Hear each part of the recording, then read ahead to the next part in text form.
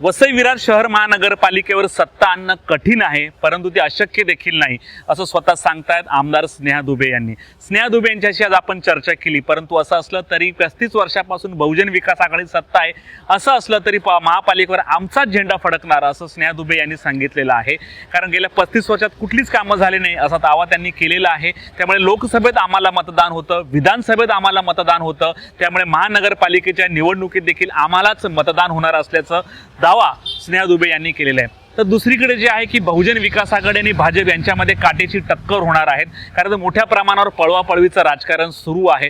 अनेक बहुजन विकास आघाडीचे कार्यकर्ते असतील, माजी नगरसेवक असतील, पदाधिकारी असेल, यांना गळ लावून तिकिटाचं आमिष दाखवून जे भाजपामध्ये घेतलं जाते. त्यामुळे भाजपच्या जुने कार्यकर्ते, जुने पदाधिकारी मोठ्या प्रमाणावर नाराज आहेत. त्यामुळे येत्या काळामध्ये इच्छुकांची भाऊगर्दी जी आहे भाजपमध्ये पाहायला मिळते.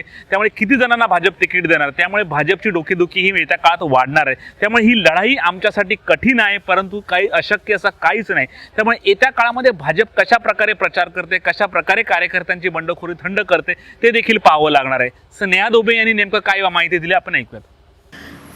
महापालिकेमध्ये अटीतटीची लढाई आहे. कारण की इतके वर्ष महानगरपालिका स्थापन झाल्यापासून एकाच पक्षाची सत्ता या महानगरपालिकेत राहिलेली आहे.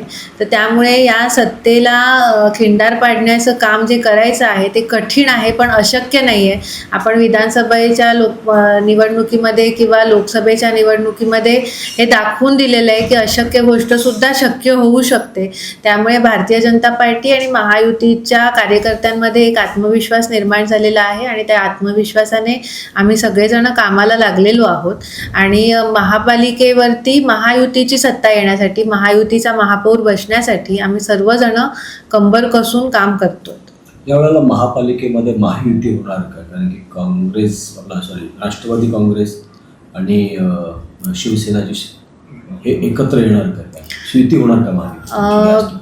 आमचा वसई तालुक्यातला जर विचार केला तर वसईमध्ये आम्ही महायुतीच्या सगळेजण फेवरमध्ये आहोत. आम्हाला सगळ्यांना असं वाटतंय, महायुतीचे जे घटक पक्ष आहेत, की आम्ही सगळ्यांनी एकत्र यावं, एकत्र लढावं आणि एक हाती सत्ता असलेल्या महानगरपालिकेवरती आता महायुतीचा महापौर बसावा. आणि त्यासाठी आम्ही सगळेजण प्रयत्न करतो आहोत. आमच्या वरिष्ठांनी सुद्धा तसा ग्रीन सिग्नल आम्हाला दिलेला आहे आणि त्या दृष्टीने आता महायुतीच्या सीट वाटपांची चर्चा सुरू आहे. पण सीट वाटपामध्ये आता प्रामुख्यानं समसमान वाटप असं म्हटलं जातं. पण इथे वसई विरार क्षेत्रामध्ये 2 BJPचे आमदार आले, पण मोठा भाऊ म्हणून BJPच असणार आहे. मग कसं वाटप होणार आहे?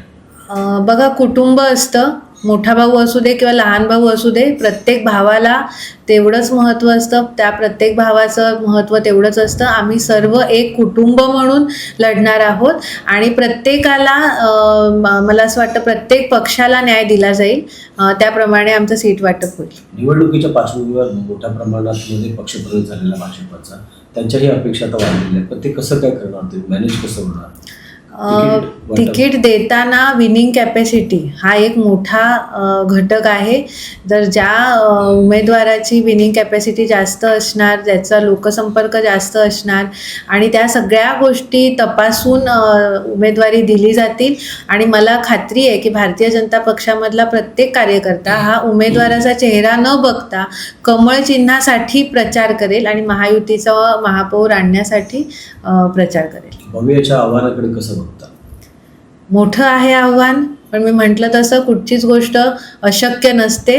अशक्य गोष्टीला शक्य करण्यासाठी मेहनत लागते, इच्छाशक्ती लागतात, 100% प्रयत्न लागतात, प्रामाणिकपणा लागतो आणि त्या प्रामाणिकपणाने, मेहनतीने आम्ही कामाला लागलेलो आहोत. लढाई लढायची, परिणामांची चिंता न करता. आणि जेव्हा आपण परिणामांची चिंता न करता लढतो तेव्हा सकारात्मक परिणाम नक्कीच मिळतात आपल्याला. पण तुमच्या वॉर्डमध्ये वसईमध्ये मायनॉरिटी जास्त आहे आणि ते मतं जास्त आहे, त्यांना कसं आकर्षित करायसाठी कसं काय करणार? बघा, आपल्याकडे वसई मतदारसंघामध्ये कॅथलिक कम्युनिटी मोठ्या प्रमाणात आहे, मुस्लिम कम्युनिटी आहे, जैन समाज आहे. तर ह्या सगळ्या समाजांना प्रतिनिधित्व देण्याचा प्रयत्न आम्ही करणार आहोत. आता उमेदवारीमध्ये असू दे किंवा नंतर कॉप असतील किंवा काही समित्या असतील किंवा आणखीन महाराष्ट्र सरकारच्या काही समित्यांमध्ये वगैरे असू, प्रत्येक समाजाला सरकारमध्ये स्थान मिळेल त्यांचं प्रतिनिधित्व येईल यासाठी आम्ही प्रयत्नशील आहोत आणि प्रत्येक समाजाला न्याय दिला जाईल.